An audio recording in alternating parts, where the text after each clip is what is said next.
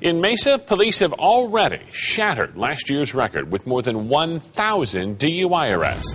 ABC 15's Steve Kuj is live at a Valley DUI checkpoint. And Steve, what does it look like out there right now? Things have been extremely busy out at this checkpoint right outside of the Salt River. Officers here have stopped more than 1,000 cars and gave them all this information. 13 arrests have been made for drinking and driving.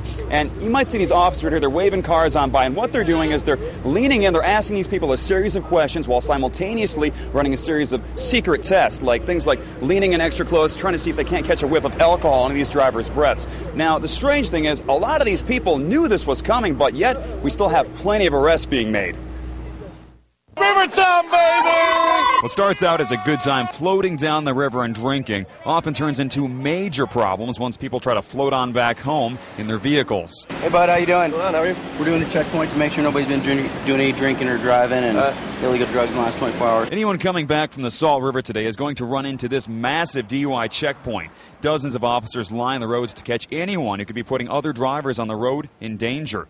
A series of tests shows whose blood alcohol level is under the limit and who's going to jail. It is comforting to know that they're removing them from our roadways, yet in the same breath it's very frustrating because it's a simple message. If you're going to be drinking, don't drive. Jessica Smith is delighted police are stepping up their enforcement efforts. Of the drivers stopped by vehicles we spoke with, most thought the checkpoint was a fair and effective way to keep the roads safe. It is a great idea. Well, I know if I was drinking, I would not be driving.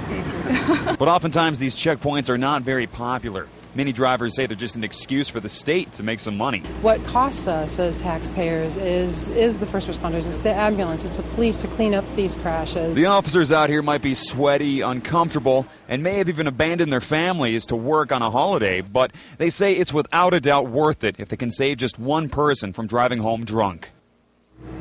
This particular checkpoint is set to wrap up about 6 p.m., so that's about an hour. But the officers out here want to warn anyone who's going to be driving, don't take that as the go sign to go ahead and have a few more beers before you go out and driving tonight, because there are going to be a lot more enforcement zones and DUI checkpoints throughout all of Arizona's roads tonight.